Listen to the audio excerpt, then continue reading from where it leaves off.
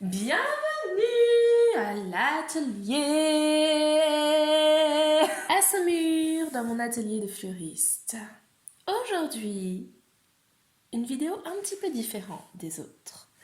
Nous allons parler des peuples de la vallée de l'Omo. Les peuples de l'Omo, I'm in love.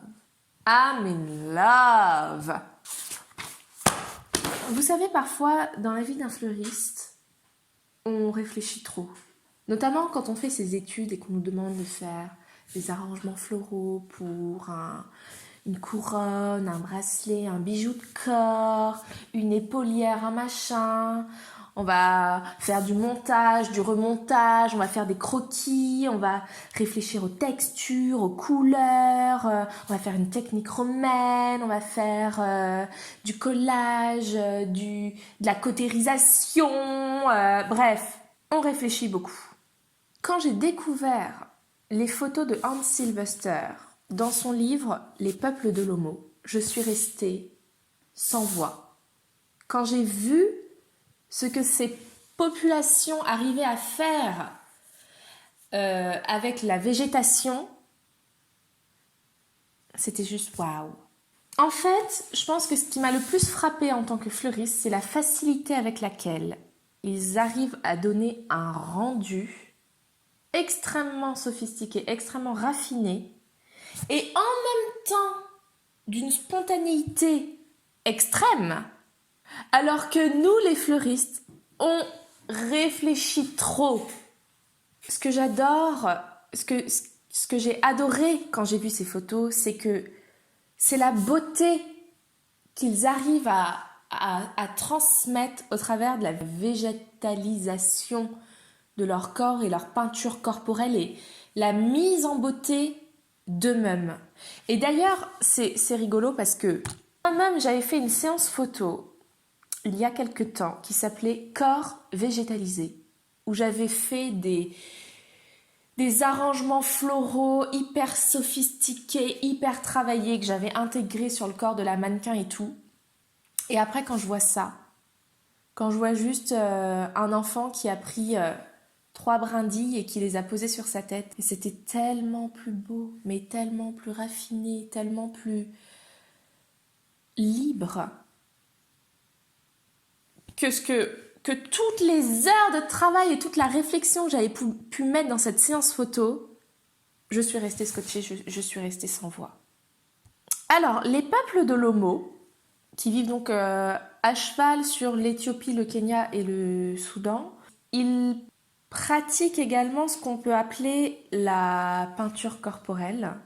Et quand on fait des recherches sur ces populations, on trouve beaucoup d'informations sur la peinture corporelle. Il y a énormément de gens qui ont théorisé sur cela, beaucoup de critiques qui ont...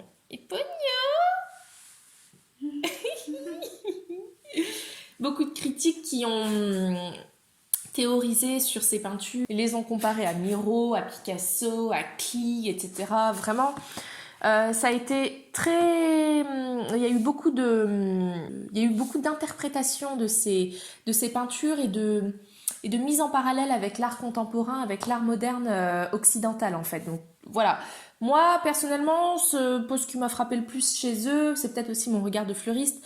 Moi, j'ai surtout vu cette végétalisation de leur corps, et ça, personne n'en parle jamais. Hein. Ça, pour tout ce qui est de la peinture et des scarifications, on retrouve beaucoup de documentation. Par contre, de ce qui est de leur coiffe, parce que moi je pourrais appeler ça une coiffe sans aucun problème, on ne trouve absolument rien.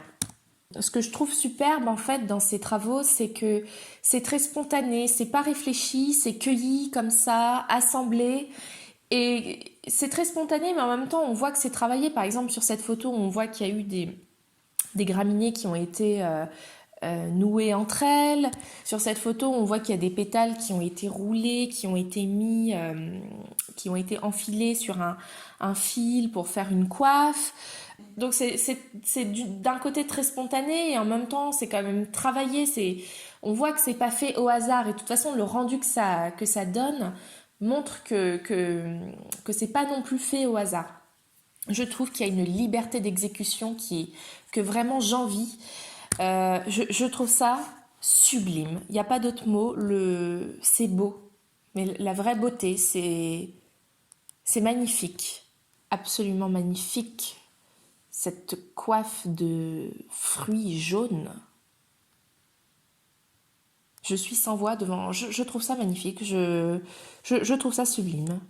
Il n'y a pas d'autre mot. D'ailleurs, ce qui est très intéressant, c'est que Hans Sylvester, le photographe qui a rencontré ces populations, il expliquait qu'il n'y avait pas de miroir, que ces populations-là n'avaient pas de miroir. Donc, toute cette mise en beauté qu'ils font de leur corps n'avait en fait d'explication que le regard de l'autre. Ils ne pouvaient pas le faire pour eux-mêmes puisqu'ils n'avaient pas de miroir, ils ne peuvent pas voir leur reflet dans l'eau car l'eau de l'homo est trouble. Donc, cet art, finalement, ne s'explique que dans le reflet du regard de l'autre. J'espère que cette vidéo assez courte vous a plu. J'ai pas du tout voulu faire une analyse plus poussée que ça, parce que pour moi, leur art, parce que j'ai pas peur d'appeler ça de l'art, il est tout simplement là pour être contemplé. J'ai pas envie d'intellectualiser plus que ça.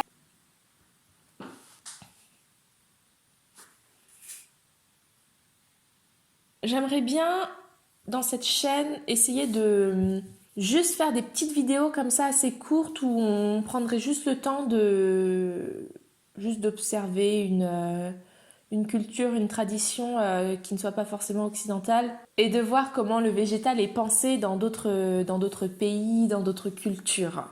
À bientôt pour de nouvelles aventures.